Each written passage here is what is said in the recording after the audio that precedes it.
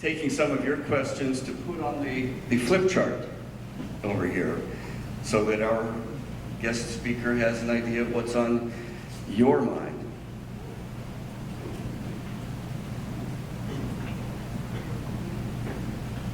Go ahead. Who has a question? Maybe we hear the presentation first.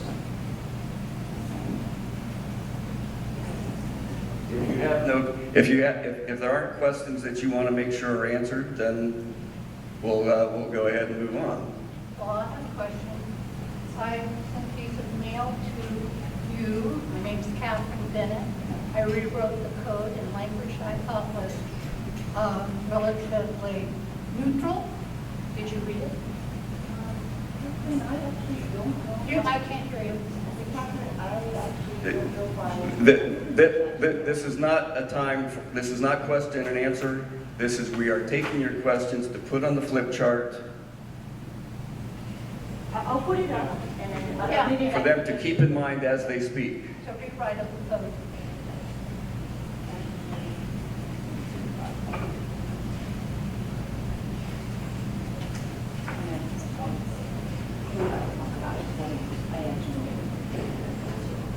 And here's one submitted in writing.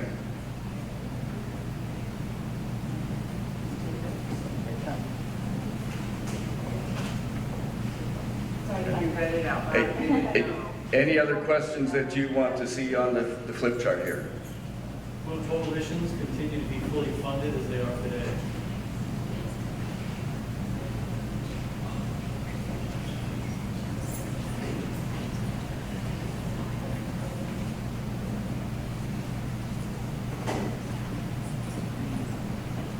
Go ahead. There's a lot of talk about lack of representation for certain groups as one of the reasons to alter the neighborhood system.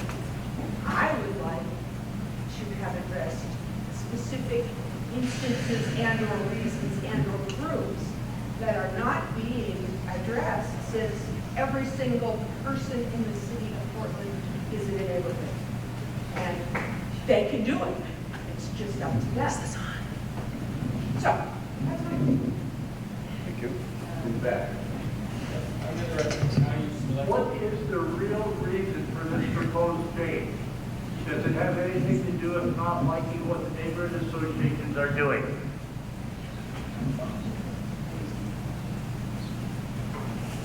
Did you get that question? Shall we say it again? I got, what is the real reason for the change?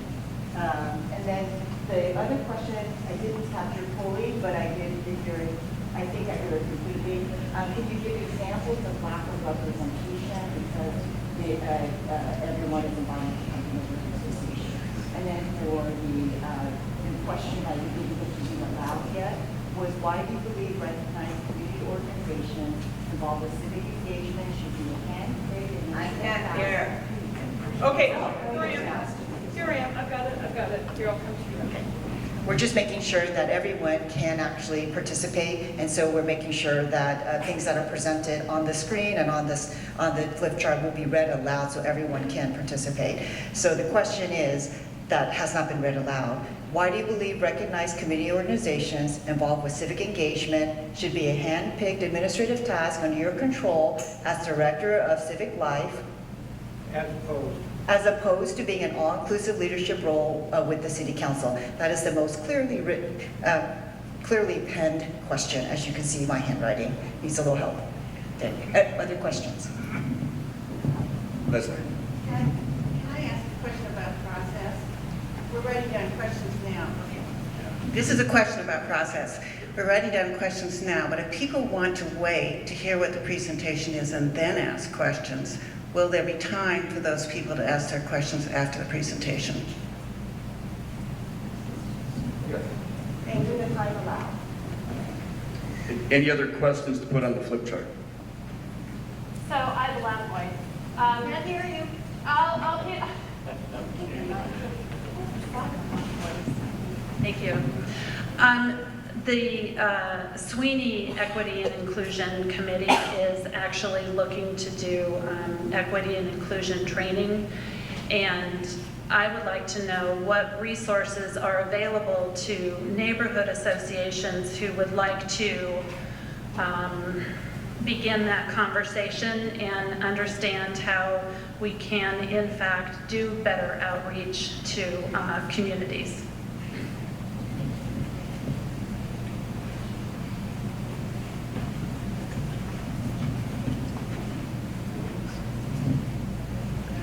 Yes, I have a question. First, on the question on funding, I think we recognize that the code is not a funding document, but the question would be overall, in terms of procedure, what's the effect of funding on neighborhoods?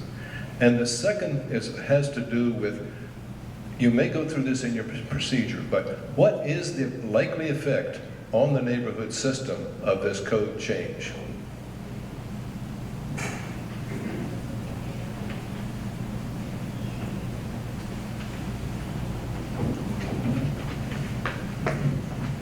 More questions, and then we're going to move on.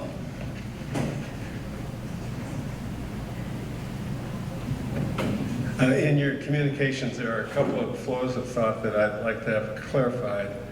The first one is that neighborhood associations will stay in place until replaced by a more efficient system. I think that's the term you used. Could you describe what you mean by that?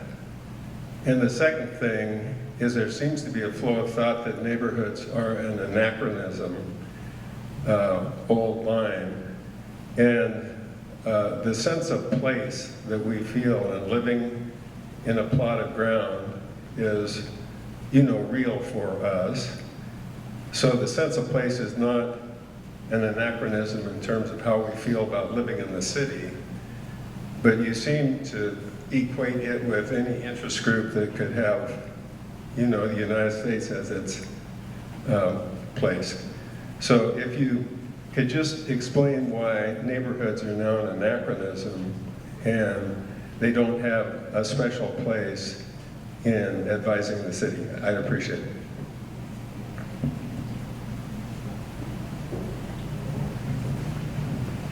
Last one. As I understand the draft of the proposed code, certain groups would be added to those that are recognized. How are those selected, and why not other groups? Because there are many, many minority groups within Portland. Everything from Chinese to Russians to Vietnamese, so forth. So why not all of them? And I guess why doesn't the neighborhood association sufficiently incorporate? Thank you for your questions. To introduce our speaker, 2 years ago, Commissioner Chloe U. Daly tapped tonight's guest speaker as the new director for the Office of Neighborhood Involvement, which at the time was known as ONI. But with the new director came a new name. It is now the Office of Community and Civic Life. The director inherited a scathing report by the city auditor that essentially said the city was failing at meeting neighborhood needs, among other things. The Office of Community and Civic Life handles a wide range of programs, including the city's cannabis, liquor, and noise issues, in addition to the nearly 100 neighborhood associations. Our speaker grew up in North Carolina. She received her master's degree in whole systems design from Antioch University and a bachelor's degree from Oberlin College. Prior to this job, she served as Vice President of Strategy and Community Partnership at Northwest Health Foundation. Please put your hands together and give the Director of Community and Civic Life, Sukri, a warm neighborly welcome.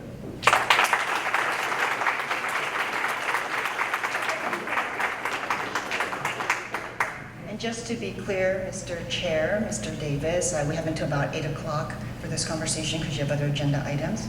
Okay, so first of all, thank you so much for inviting us to be with you tonight. And thank you also for the introduction from Mr. Davis and also setting of the ground rules. Before we dig into the conversation, I just want to comment that actually common practices in many communities is to do introductions. So I actually would like to introduce my colleagues who will be joining us and presenting information and sharing their knowledge with us tonight. But before I do that, I also wanted to remark on another good common practice for meetings, which is actually, and it was the person in front actually asking for accessibility requests. So I would just like to make sure there's lots of forms of accessibility requests, and we were just meeting the other day with disability justice advocates, and so I just wanted to open up again. Is there anyone else who needs to make an accessibility request tonight? It could be to always use the mic. Our hard of hearing members appreciate that. Even if you have a loud voice, it's always important to use the mic because not everyone actually can hear in the back. We will read and pause. And then also another accessibility request that we often have heard is also to restate or explain again. And so are there any other requests that we can meet tonight around accessibility? No? If it occurs to anyone else later, but thank you for raising that because that's a very good community practice, especially to create welcoming environments. I also want to introduce my colleagues. I'll actually ask them to introduce themselves so as not to embarrass them because I can go on and on about how wonderful they are and their role with the city. My name is Kenya Williams, and I manage the livability program for the city of Portland. And the program consists of the graffiti program, the liquor program, and also the noise office. Good evening, everyone. My name is Wente Johannes. I'm a policy advisor in Commissioner Udaley's office, where I serve as her liaison to the Office of Community and Civic Life.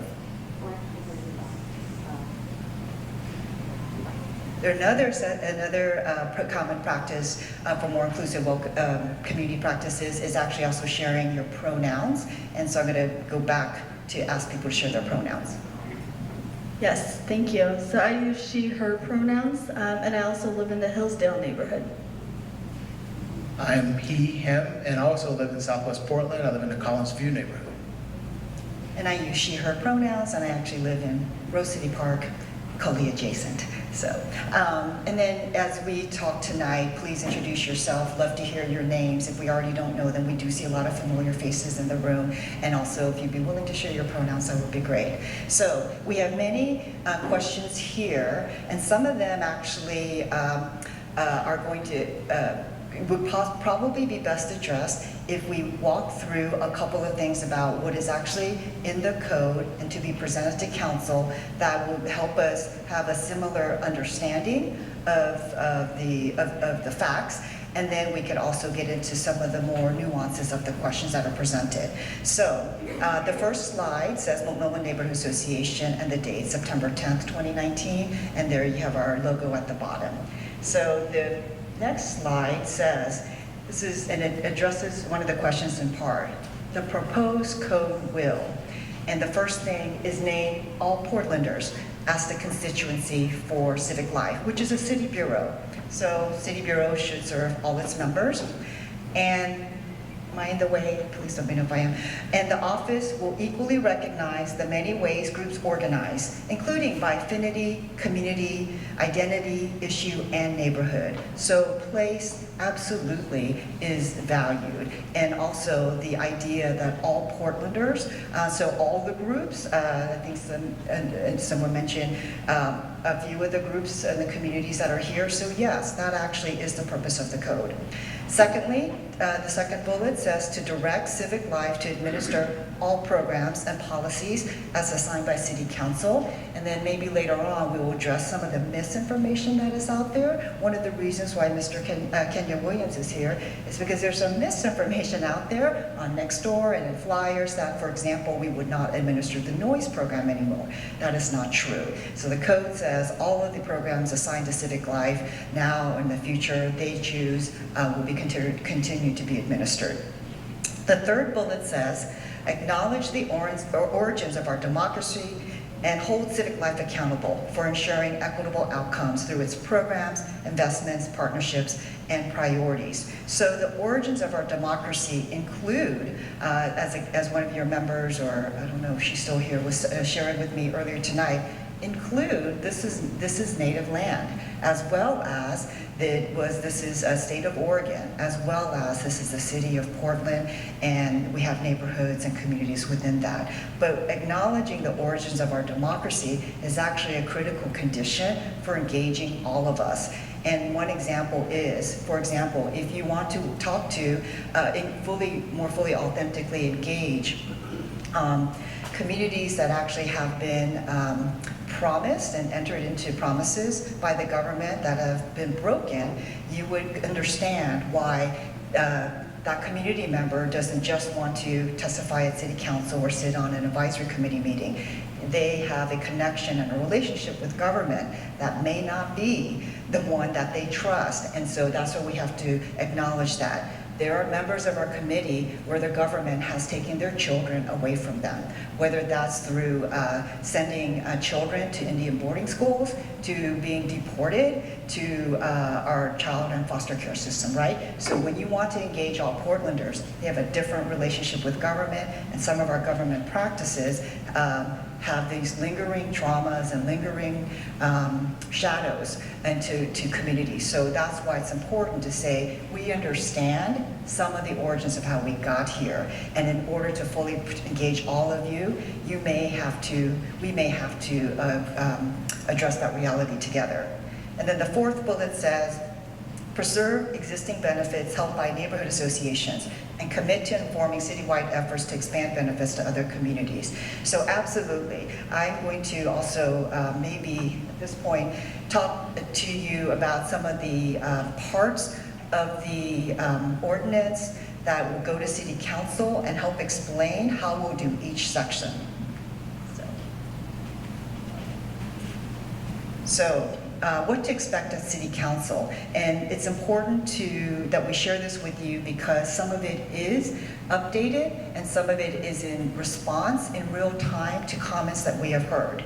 So the first part that to be presented is an actual ordinance. So the screen, it says what to expect at City Council, and then there's a kind of a grid, and the 4 elements on the left I will point to, and then there are bullet points on the right that talk about what is in each part. So the first part is the ordinance and the recommended language. And so, actually, hang on a second. We should do better. Maybe I can use this specific like update. Okay.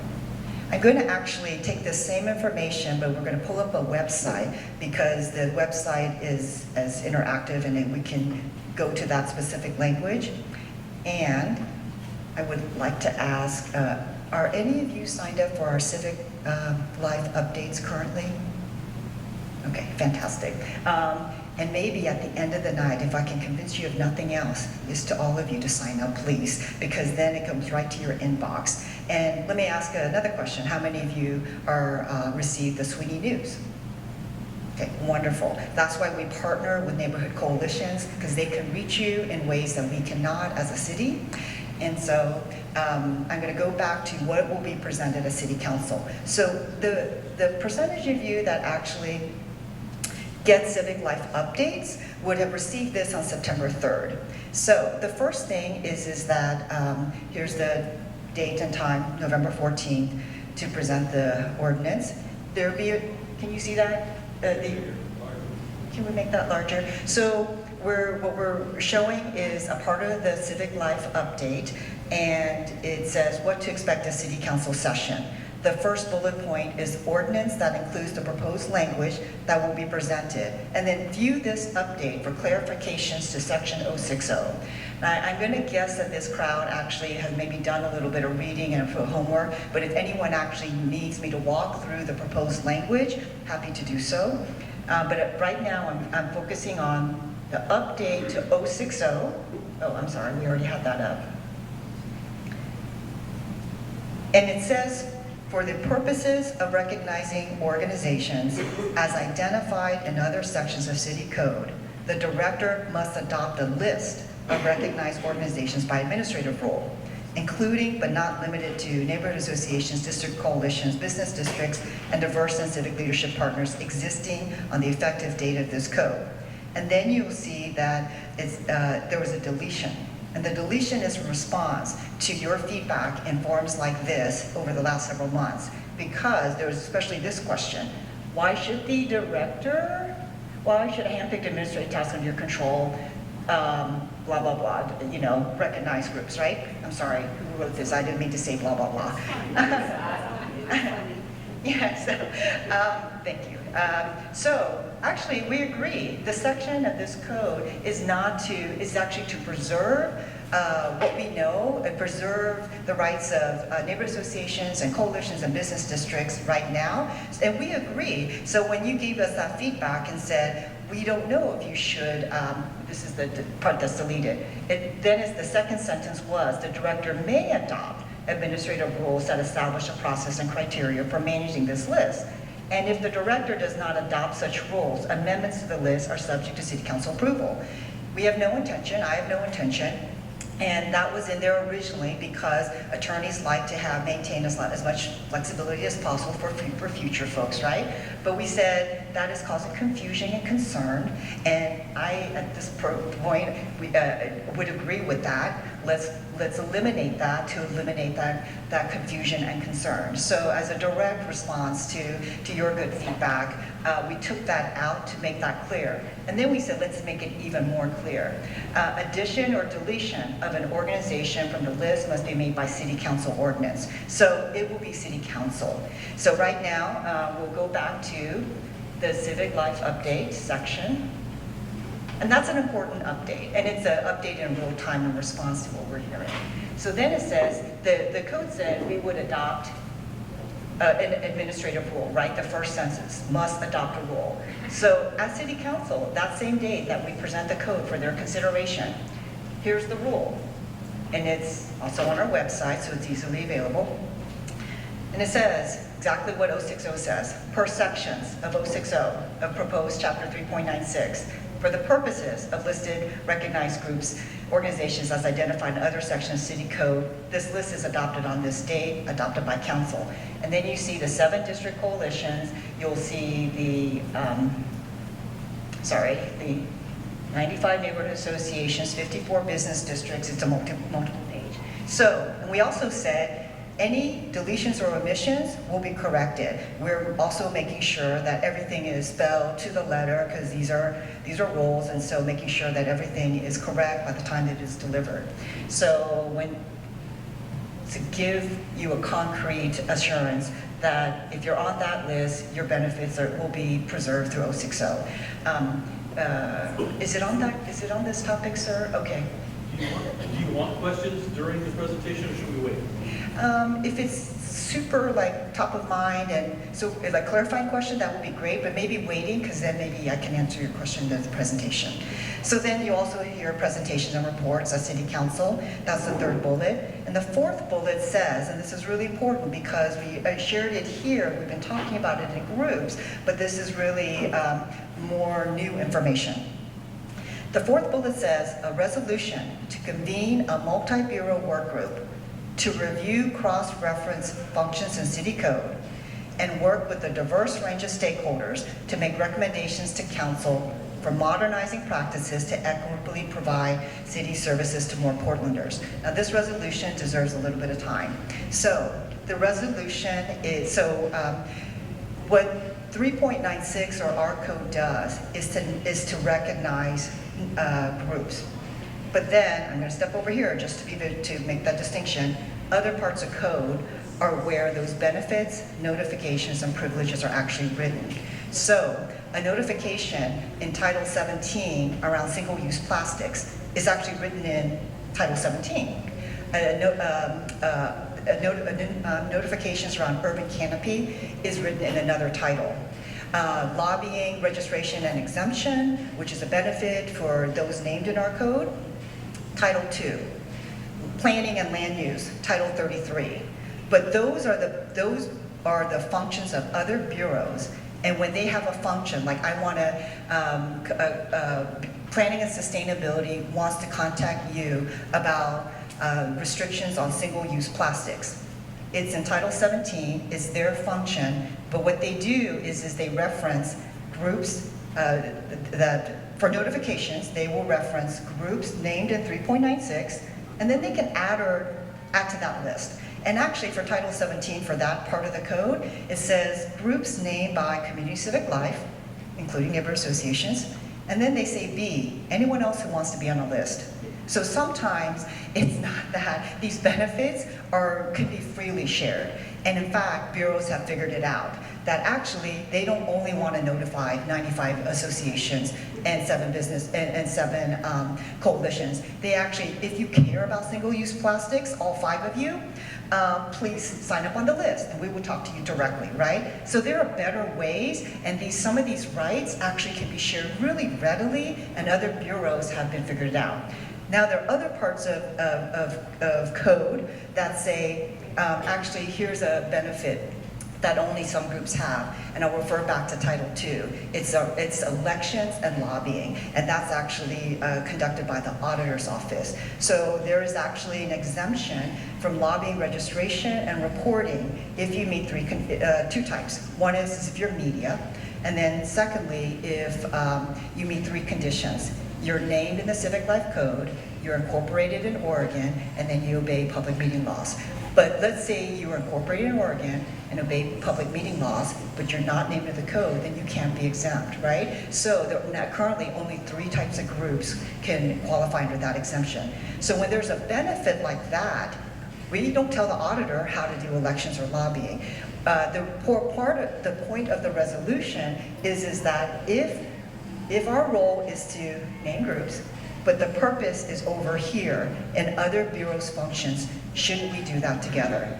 So we would not unilaterally say, oh, how about this group and this group and this group, right? Because that makes sense to us. And we would actually say, we actually need to do it together because it's your functions, your roles, you're the expert on lobbying or transportation or single-use plastics. And so a multi-bureau work group is needed to make sure these additions, subtractions, expansions make sense. And then I'll give you one more type of example. Another example is that you're familiar with probably is the fee waiver for land use appeals. So that comes out of development services. So that rule says that actually, there are actually 2 or 3 types of exemptions. If you're low income, and they define low income as 50% of the area median income, and you have a property interest, ownership interest in the land that's being discussed, you can apply for a waiver for a land use decision, right?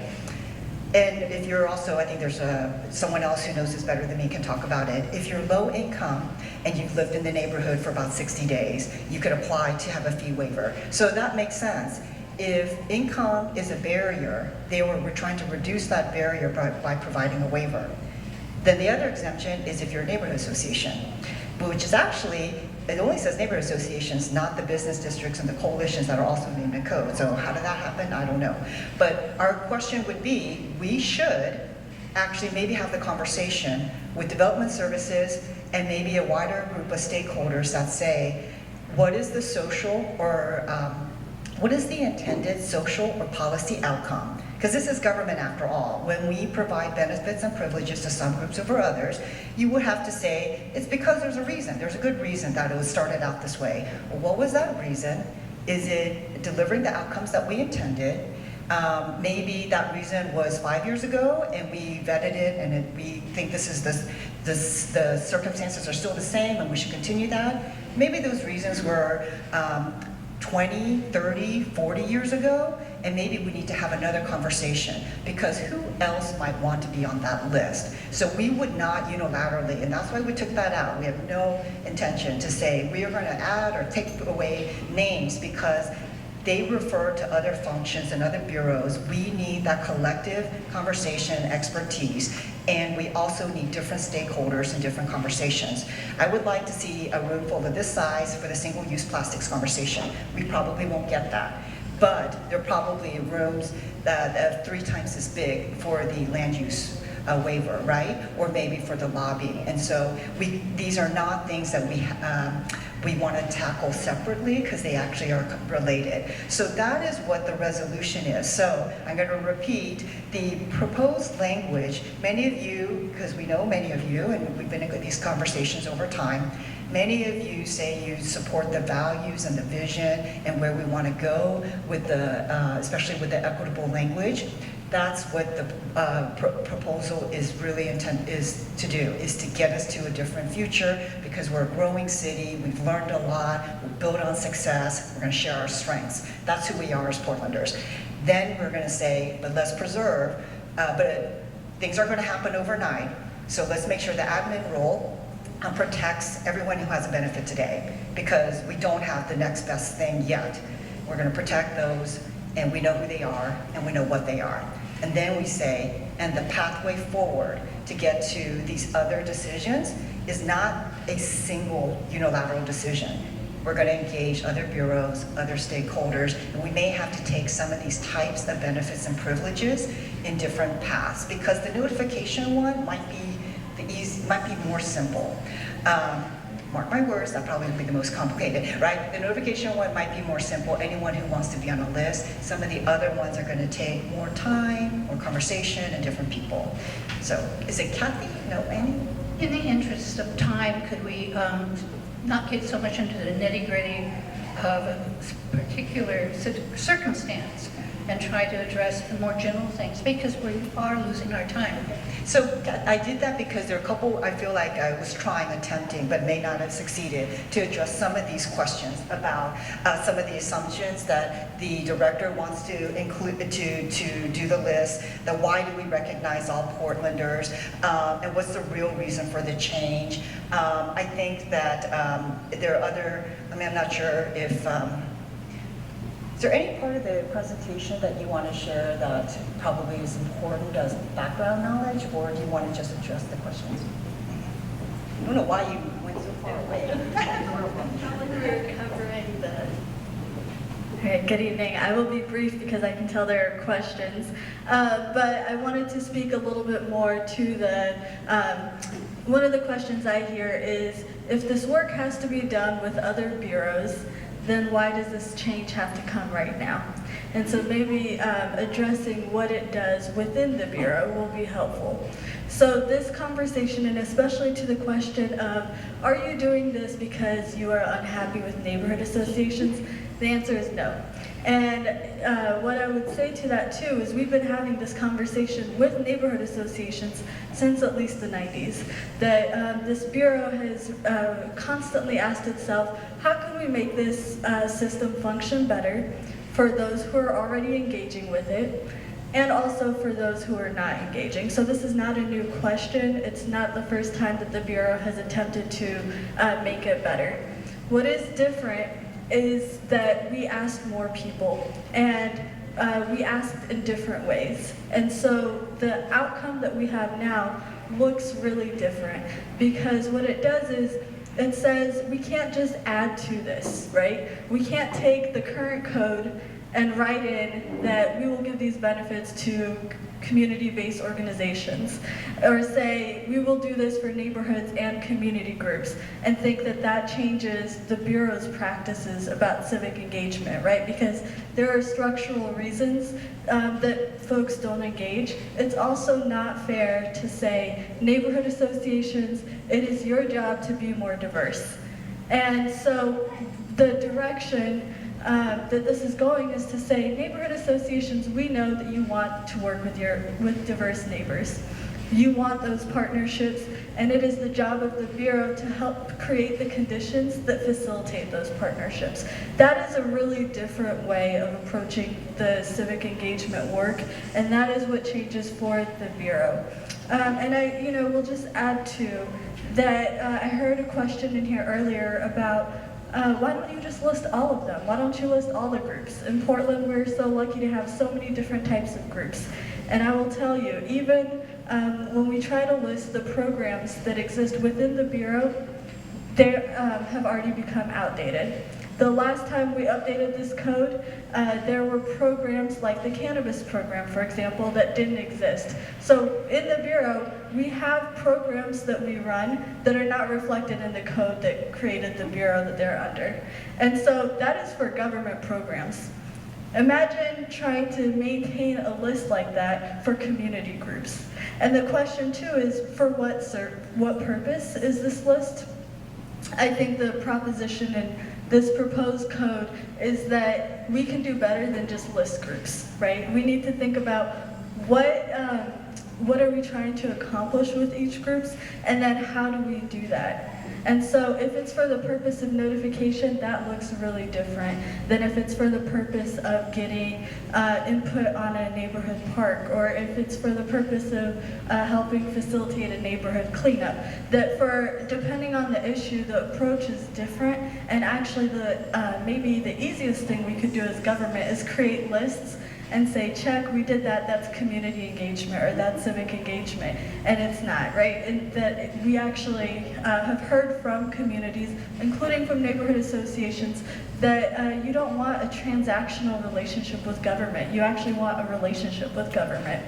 And that is another thing that is really different in how the proposed code language is structured, is that it speaks to what is it that you actually want the Civic Engagement Bureau to do. And the Civic Engagement Bureau, simply saying our responsibility to you is to make sure you exist, even though you can exist without us, right?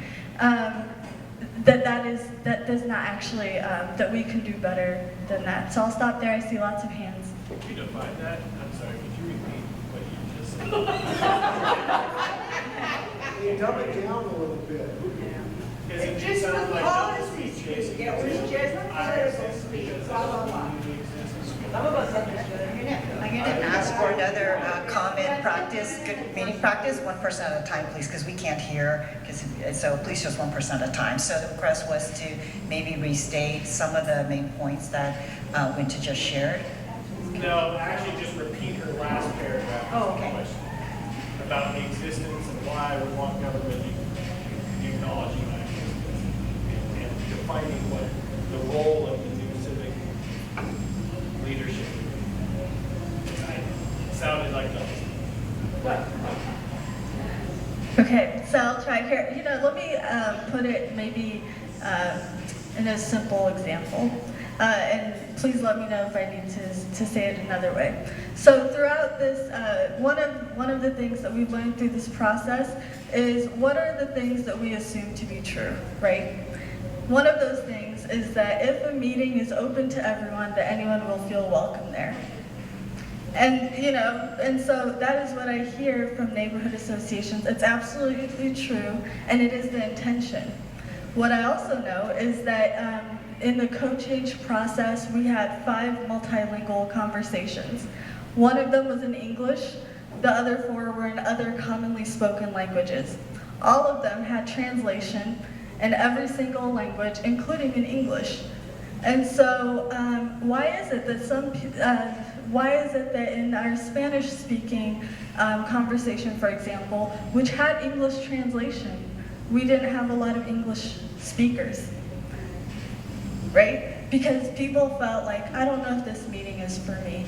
And so, I think that is what I know that is what the code is trying to do, is it says, what are the things that we think are true? And then if we know that not everyone will feel welcome in one space or in one type of meeting or communicating with government in one kind of way, how do we at code get to just the point, right? The point is, or the goal is connecting people with community. So if we stay with that truth, and then we think about the many different things that people need to be able to do that, the way we deliver that looks really different. And so what that gets us to is more people being able to engage in different ways, which is different than just saying, I have a structure that anyone is welcome to attend.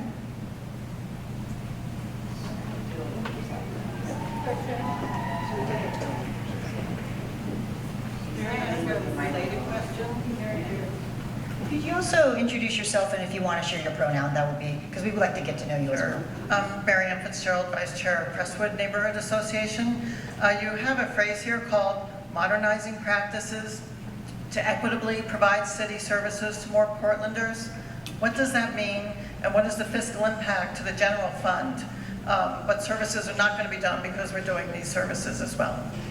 So modernizing practices, I know, so thank you, because sometimes we think fewer words is more understandable, but that's not. So for technology, for example, City of Portland, have you ever tried to use our website? It is very difficult. We are updating it, right? And so we know, like as a general, government needs to modernize just use of technology. So when we're talking with other bureaus, we are asking if we did it together, then what kind of things could we actually afford together that none of us could afford alone?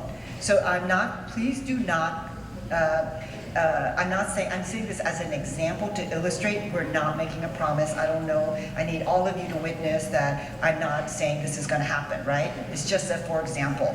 But for example, we have tools like Portland Maps. You can go to your house, your location, you look at permits, you look at crime stats, you look at projects. Could Portland Maps be a tool that, for the purposes of notification, if you want to be one of those 5 people who wants to be contacted on single-use plastics, I'm just picking on that, right? That maybe you just sign up, and it's really easy. Maybe you could sign up for lots of things on Portland Maps, linked to, just like to your address, or to a neighborhood, or to multiple, because single-use plastics tend to blow in the wind, and they're everywhere, right? So that's what we mean by modernizing our practices. Technology is one of them, but another modern practice is kind of what we just demonstrated here.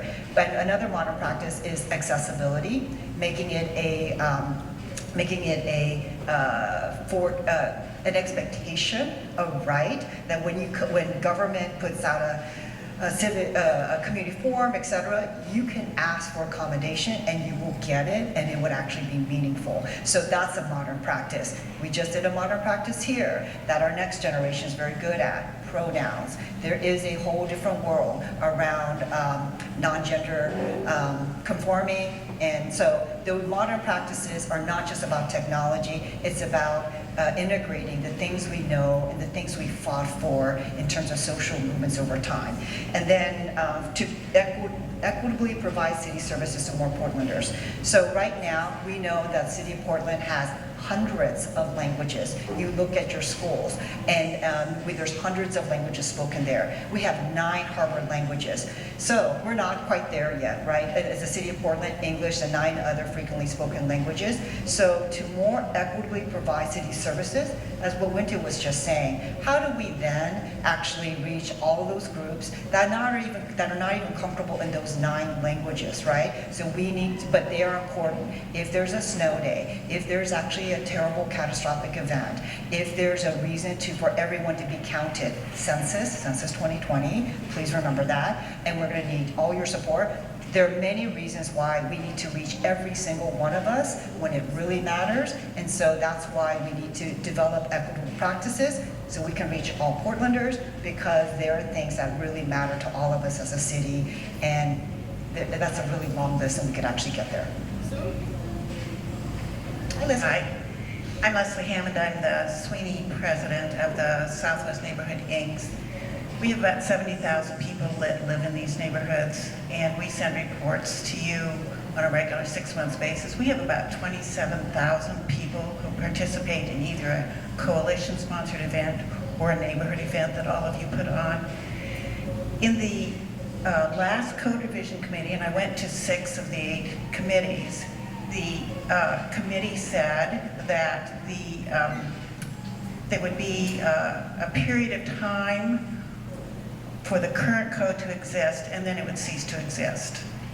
And we know from listening to you that you are not in favor of the standards of practice, which we all operate under our bylaws. So what I want to know is you said that the neighborhoods will be recognized. You have not said that those coalitions and business associations which have received funding in the past will receive the same amount of funding or more in the future, and what the city can do to help us reach out to more diverse populations. That's what I think people would like to know about. I'm going to there was 2 points I wanted to make, and I forgot the first point. I go to the second point around funding, because there was another question up there. So, oh really? Okay, I'm sorry, you can't hear me.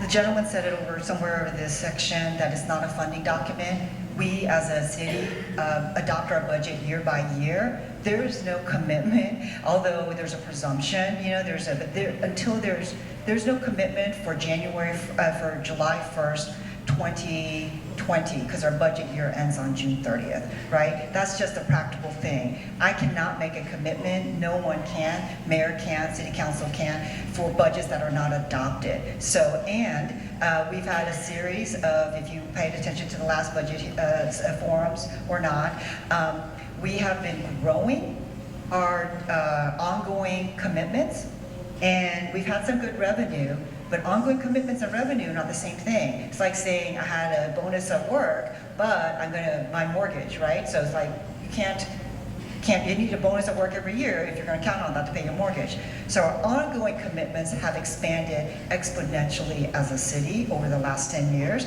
and our revenue goes up and down. So that is why none of us in the city will make a budget commitment that goes beyond the adopted budget. And so in terms of what is the role, and I think there's another question about neighborhood associations and coalitions. So we're gonna ask this question back to you, and this is actually really important. As taxpayers, consider this. Should we ask as government, what do we wanna achieve? And then we say, and what is the funding to get there? It's not about who wants the money now, who wants to be competitive, who wants the money. So we would, the more fiscally responsible and the better practice is say, what do we want to achieve? And then how will we get there? Who will be our partners? And then how should we resource that, right? And we have those conversations all the time. So we're asking coalitions and neighborhood associations, what do you want to achieve? And so for neighborhood associations, some of it can be as simple as, we just want to get together, celebrate, do good things, support local businesses, pick up trash, you know, do all these things. And some of that is things that we just need help with, maybe not need money for. Other things may need resources and funding. So, but we would ask the question, what should we achieve? And when we go to the code, it says to deliver more racially inclusive and socially inclusive outcomes. So that is where we actually need to start. How do we get to that conversation? Well, that's a longer term process, right? First, we need to establish what we want to achieve through the code and the code's creation and purpose in that section. If we have time, we could go through what that looks like. And then I think people would want to actually have a different conversation about how could coalitions better serve all their members. We have a coalition director who always says, I don't only want to serve my X number of neighbor associations, I want to serve the 64,000 people who live in my district, right? But some of those standards and some of those requirements, including that that coalition only has, that we say, put neighbor associations on your board. Well, we've taken away that right for that executive director who leads that coalition to put other people on the board that can better serve 64,000 individuals, coming through, but not limited to the neighborhood associations, right? So we have to say, what do we want to achieve? If you want to serve everybody in your district, then let's see how we can actually empower nonprofits, independent groups to actually get there. And then we say, and then how should that be resourced, and what should that look like? So that's the version without being able to commit to any dollars. So, sorry, we had a question about neighborhood associations. Will they continue to have open meetings? Do you have any issues with that? But also requirements to keep minutes and requirements that they be located in the meetings be located in their neighborhood. Okay, so in the proposed language, no, there is not a reference to that. But let's go back to why government telling groups how to operate may or may not be important.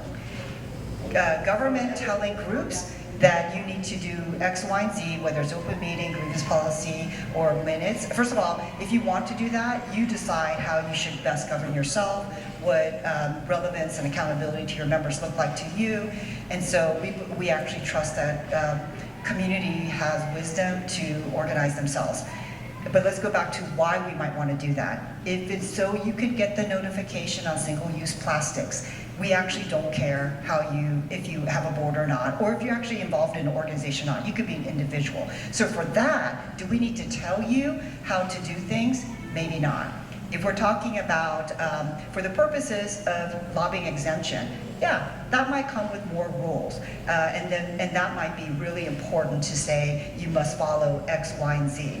And then, if it's for the purposes of a waiver, as I used in my last example, it may or may not be important who's on your board, but that's not for us to decide unilaterally. That's for those bureaus and for those wider stakeholders. And if it comes to money, the city has no problem saying, these are the eligibility, it's pages long, this is the grant agreement, it's pages long, these are the requirements, these are reporting.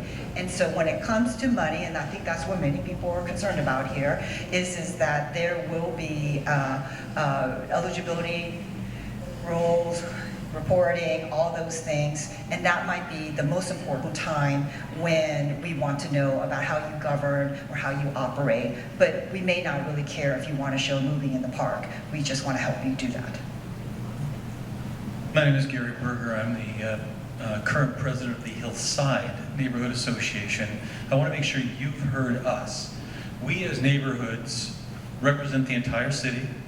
Every citizen, every diverse group is in a neighborhood. We have a long-standing association with or relationship with the city through the coalitions. They provide guidance, understanding of the city processes. We would like to become more diverse. You can work through them to get to us, to help us be more diverse. But we represent the neighborhoods, and we're very concerned that as you try to become more inclusive and represent any and every individual and group that's on the list that I didn't get to fully see, aren't those resources going to be spread more thinly? Aren't we going to see money taken away from neighborhood coalitions and associations and the resource go down? That's the concern that I hope you're grasping here. Thank you. Actually, there were 3 parts. I'm going to give you an example that... Just answer the question. I'm trying to answer parts of his question, right? Because you said, again, exposing what we think we know. Anybody can come to a neighborhood association. First of all, you've heard from many other community groups that they have their own groups, own ways, etc. So just because you invite them doesn't mean it will happen. Secondarily, let me give you an actual example that was from just a couple of days ago. There are tribal peoples that have rights to Portland. They may not actually physically even have to live here, but this is their usual and accustomed places, protected at the higher level than code, is protected by law and treaty with the U.S. government. They have rights to their usual and accustomed practice to places, and it includes Portland, and they actually don't have to live here. They actually are Portlanders we need to serve, because in order for us to exercise, to actually provide that benefit for them as we're required to, we need to understand who they are, what they are, how they're exercised, so they would never come through a neighborhood association because they don't actually live here. So that is an example of people who live, work, and play and do other things in Portland that don't actually have to live here. So that's one example. And then if it's money that we're only talking about, then that's a different conversation. But let's talk about the resources for helping neighborhood association diversify. We've been doing that for a long time. We continue to do it. And that was a question over here. What are the resources for how to connect more groups?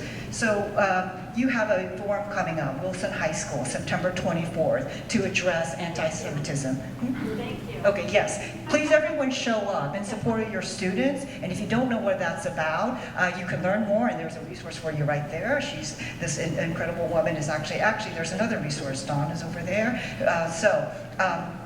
Constructing Civic Dialogues is a program that we currently have. We launched it last year, and it is for at no cost to you, taking advantage of trainings, workshops, facilitation, so that you can actually talk about diversity, more inclusive practices. Many of our partners include a resource that I just shared with your colleague here, Portland's United Against Hate. Take advantage of the programs that we currently offer, and they are offered for free to neighborhood associations because we know you want to be more diverse. And then you ask the question, if there are more people, then how will the resources be spent? I would say to you, because this came up at Pearl District, people love to pick up trash. And I say that because we are so proud for our to do our neighborhood cleanups, etc. But when we ask the question, what do we want to achieve? And so let's ask the question, how much trash do we want to pick up in neighborhood cleanups? Currently, we only offer those grant opportunities to neighborhood associations, but we've learned that there's other volunteer groups. There's one called Neighbors Helping Neighbors. There are housed neighbors, and they go to unhoused neighbors at their campsite. They bring them trash bags, maybe a sandwich and maybe a blanket, and then they come up and they pick up that trash and they actually take it to the landfill. And then there's one more group in Cali, there's a walking group of families that just want to pick up sharps, right? That's not what we're about. No, here's the question. The answer, I'm sorry, the answer is, if you want to, if we say, what do we want to achieve, and this is about the money, if we only have $5,000 for neighborhood cleanups, maybe what we could do is that money still goes for cleanups, but maybe we could achieve that together. I'm trying to answer the gentleman's question. If there's more people, the gentleman is shaking his head. If there's more people, how do we actually still get the things that we care about funded? If it's, you give me the example of picking up trash. That will still happen, but you could probably do it with more partners, and then you could probably maybe try to make some headway to the diversity and inclusion goals that you're talking about. It doesn't have to be a zero sum. We have another question over here. That was a very fine, good answer. Thank you. We have our next question here, Susan King. So, Ms. Cree, I'd like a very brief answer from you to this question. And the question is, since you started the process of rewriting the code, and particularly at the point that the proposed draft was produced, and you have had such a strong response from those of us who have participated in our neighborhoods for years and years and contributed hundreds of hours to our city, name 3 things that you have learned. And tell me how those 3 things, again, very briefly, are going to inform your next steps in how this process goes, from your perspective. Thank you. Learn just from neighborhood associations or through this process? I said from the process and from the response you got to the proposed code changes. Thank you. So the first thing, and maybe we could share this, is the first thing is that so many Portlanders love this place and each other. So when we spoke with all different types of Portlanders, we actually went to the unhoused community multiple times. And that was an effort. And by the 3rd time they said, we can see ourselves reflected in this code. There are women to youth, people who speak different languages, people who've been here 5 years, five minutes. So Portlanders, people love this place, and we all want to make it better. So that's what we've learned through this process. What we also learned through this process is there's good people everywhere, and it's actually, the commentary is about government.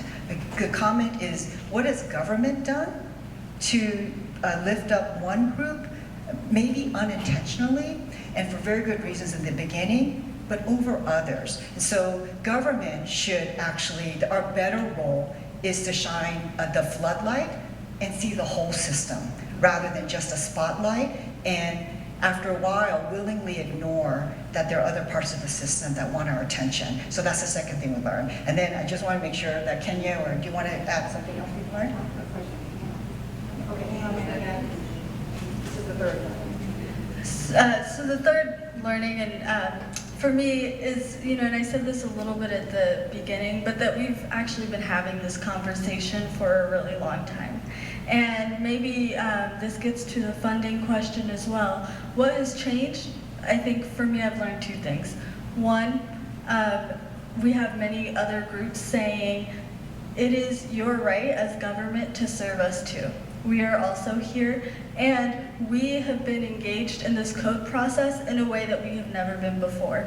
And thank you for asking us what civic engagement looks like to us and how the city can better serve us, because this is our city too, and we want to partner with neighborhood associations and with each other and with government.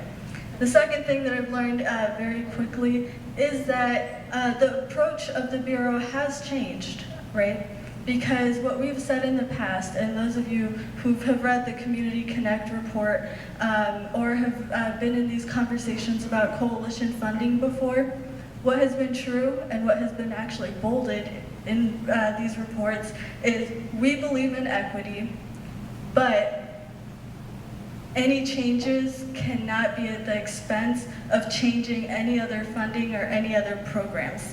And I think that the question here today and with this proposed code is that equity? If that is approached, do we actually believe in these values that we say? If we have acknowledged for 30, 40 years that this structure does not serve everyone, and not at the fault of those who it does serve or who have participated, who have contributed lots of great things to the city, but if we know that and we recognize that as government, then what is actually our responsibility with the resources we have today to do things differently, to meet the needs of other residents as well, who have as much right to the city and who also live in neighborhoods and want to engage in current structures. It's not an us or a them. And this, I always say I'm sorry for neighborhood association members who have felt attacked because, and any time that someone communicates that to me, because this is not about attacking neighborhood association members, it is about saying, city government, what is your legal and moral responsibility to serve other community groups? I mean, I said at the beginning tonight that I live in Hillsdale. And actually, I have many neighbors who are not here, who have never been here, but who are really engaged in their neighborhoods. And are we not Southwest residents as well? And we receive the newsletters, we know that these meetings are open, and there are other ways we want to engage in the city, and those things are not in competition with each other, but it does require that neighborhood associations say, we want to partner, and not that you will come through our system to be seen and to be legitimate, but that we actually want to get to know how you come together. We want to identify our shared goals, and we want to do those things together, because actually we all want livable communities, we all want safe communities, and we all want government to be accountable to us. Thank you. Okay. Oh, actually, it's like, are you sure? I'm going to ask our chair, do we have time? Or 'cause- 10 minutes. I'm sorry, sir, could we just... So being on this, just helping out with this process, one thing I've learned, and I think the whole committee and all the people involved learned this, is that people want to be heard. I think that was most important. Also, through gathering a lot of information, I helped a lot with data analysis and looking at results. And it's very obvious that I could see based on zip code who was really involved, who answered the survey. But that information also informed me of who's not involved, who's not responding to surveys. It also reveals that there are a lot of antiquated processes. Not everybody's going to respond to a survey. Not everybody's going to come to a meeting. And so I think as a group, you have to just kind of admit that as a city, as a government, we need better processes to engage with our public, because the survey also revealed that a lot of people in this city want to engage with government. So I think doing the work, that's one of the barriers, because we're trying to complete a process, but it really informs a lot of next steps and really makes us think about how to do this better. And it's not perfect, and it's one of those situations where you really just got to start thinking about so many different people who just don't engage the way a lot of us engage, whether it's in ableism, whether it's age, whether it's race, whether it's language. There were a lot of, and I'll just wrap it up into communication. There were a lot of learning moments when it came down to communication. So my name is Mike Lindman. I'm from the Maplewood Neighborhood Association. I can already feel my heart rate going up just even trying to talk about this. You talk about how you didn't mean to feel as though folks who are involved in neighborhoods are being denigrated or put off. But I look at what has actually been done in the process. What I'm concerned about is the process. I went to the last meeting of the Code Change Committee. 0.60 that you talked about right there was not addressed and would have never actually been voted on if you'd actually had quorum at the June meeting. It came out 2 days before that last meeting because there was a final uproar from everybody who's in this room because you hadn't engaged with neighborhoods during that process, or at least not in a meaningful way. And then I sit there and I listen to these good-hearted, hard-working people who are on this committee who have absolutely no idea how a neighborhood association actually works. There was someone on the committee who at that last meeting said, I don't understand how there aren't term limits to people who are on neighborhood associations because they had no idea, as far as I could tell, that you just get voted on. How did I end up on my neighborhood association? I showed up at a meeting and my chair who's sitting next to me went, hey, do you want to help out the community? And I went, yes, I would absolutely love to. And that's how I got on the board. And so what's disheartening to me is that between that, and then unfortunately, we have people from your office and from Commissioner Udaley's office who said that we need to put neighborhood associations in their place. That was a direct text. So it's hard to actually trust the processes that are going on inside of civic life. So then you move that into this proposed code change, where we've taken out basically all of the structure for you to communicate with neighborhood associations. And you just say, trust us, we're going to deal with a lot of this in administrative rule. Well, the problem is that when you've already created this system where you have people denigrating us behind our back, when you didn't involve us from the get-go, and now you're doing this show coming to everybody after basically the cake is baked.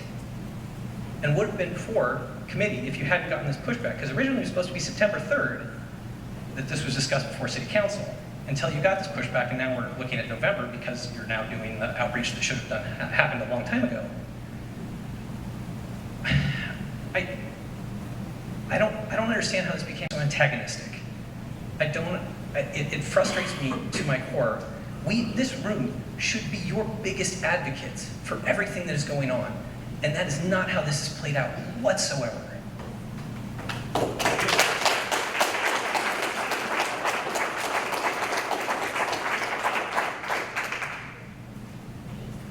So I'll be brief. If you ask me to reflect on what we should have done better, it's actually communication. We should have communicated what each of these things meant, because what that left was room for interpretation and things that are actually not accurate or true. So, to the point, I'm thinking about the committee. Did the committee understand how neighborhood associations work? Yes. 4 members of this 24-person member committee had deep relationships with. But the next 5. But my next question is, did that committee also really understand how people organize around disability justice? And how many people in that committee really understood that? And how many people in that committee really understood how the Black community, and really Black communities, plural, organize? And so if the expectation is, did you build this process around a perfect understanding of neighborhood associations? No, because the intention was always to build a process around the most accurate understanding of civic engagement in Portland today. And civic engagement in Portland today includes neighborhood associations, it includes neighborhood coalitions, which is why they were represented on the committee, which is why we had an event at Northeast Coalition of Neighborhoods called What Does the Code Change Mean for Neighborhoods in April? We offered one at Southwest as well, right? And so the neighborhood associations and coalitions are absolutely part of our civic infrastructure. They are not the entirety of it. And so the committee represented people with expertise in lots of different areas, because the point of this whole thing was not to write, and actually I cringe even when I hear the words that this is the neighborhood association code. It's not. It says that this is the code by which the people of Portland connect with their government. That is civic engagement, and that belongs to neighborhood associations as well as lots of other civic groups. So what this process does and what the outcome and the effect is that we are saying place-based advocacy is important. That is a really important part of Portland's history and current practices around civic engagement. It is just as legitimate as organizing around identity, just as it is around issues like environmentalism. And so, you know, if by saying that all of these forms of civic organizing, well, I'll say what this posits is that all of that organizing is important, and it's actually not at odds with one another. Thank you. Hello, I'm Mary Ann Schwab from Sunnyside, and the question I have is for this young man. Years ago, in about 1978, I wrote the first Neighborhood Watch manual. It is in the archives. And I went over to my station over on, I think, 47th and Burnside, and tried to get the update, because I've been hearing a lot of cotton candy winding sounds. My concern is we have 7 coalition offices, now we're called districts. And coalition means collectively, by the way. District could be anything. And the other thing is that we had Neighborhood Watch specialists in every neighborhood. Now it's been changed. I've been told instead of having them in each of the 7 coalitions, and the neighborhood could go to their neighborhood, they could go to their coalition office. This is my problem. And they would connect it. Anyone in this city can find anything with the city or the county at 823-4000. They are the #1 people that are the anchor of this city. My concern is that now the Neighborhood Watch has been divided within 3 police precincts, a supervisor and 3 helpers. And I've also been told that I cannot go and access them. I have to go to my neighborhood association, my neighborhood association liaison to Southeast Uplift, and then that board will decide whether or not they can spend our human infrastructure to help solve the problem. And the noise ordinance with OLCC, we have 17 OLCC outlets within 2 blocks of the Belmont neighborhood. And at 2:30 in the morning, oh, they're so happy they're shooting baskets. We were the first neighborhood in the city to ban parks closed from 10 o'clock at night to 5 in the morning. And it wasn't until a new policeman came, our captain in Laurelhurst, where we had 22 homeless sleeping around the playground park, destroying the shrubs. Park still doesn't have the money to replace them. And when I told him about the park's closure from 10 o'clock at night to 5 in the morning, he listened. We often don't get listened to. He actually had signs put around the playground park. That is community involvement. We are as close as knowing our neighbors, having ice cream parties with ice cream cones with the kids, regardless. And that's what neighborhood outreach is. Knowing your neighbors and taking time to talk to them, and stop twiddling your fingers on a cell phone. Thank you. I'd like to add one more, if possible.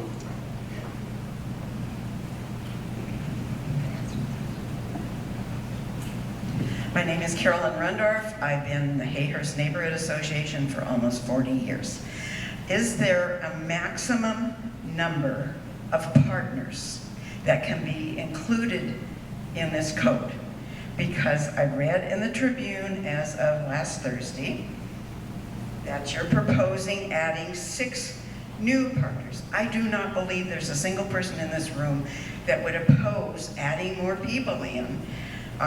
You've got ERCO, you have the Oregon Latino Network, the Momentum Alliance, Native American Youth and Family Center, Unite Oregon, and the Urban League of Portland. I wholeheartedly welcome them into this. Just don't, if you're doing inclusion, don't take out others. It's crazy to be saying, oh, well, but we don't really need those people, but we really need to have you be open and affirming and diverse. And we are all trying to do that. I just need to clarify, those 6 are actually, there's certain parts of other code that actually refer to diversity and civic leadership program as civic life. So because they're not referenced in 3.96, and so but because they're referenced in other code, that's why they're on that list, that administrative list, because we're in 2 different realities. They're not in our code. We're not adding them. They already are current partners in diversity and civic leadership program, but there's at least one other bureau that has it in their code, so we just want to make sure that their functioning, referring to our program, is established. But then, as I said earlier, all those other benefits actually have to be decided with other bureaus. And then, what was your name, sir? Mike. I just wanted to say, my heart races as well, and I don't think this has to be that hard. And I hope, however this turns out, we can still have the ability to relate, talk about things we share in common, and then come back and work on hard things together. So that's just I just wanted to acknowledge that, sir, because you moved me as well. And I think we're out of time, and so appreciate the opportunity to have a chance to talk with some of you, and some of you we didn't have a chance to speak. We'll be in the parking lot. So you have other important agenda items to share. We also can be directly reached at our offices by phone, etc. So any of you who want to continue the conversation, we can do it outside. Please pay attention to the rest of your agenda, and we can find other ways to have conversations about things we deeply care about and maybe sometimes disagree, but let's still stay in relation, because we truly appreciate your coming out tonight and having this conversation with us. Thank you.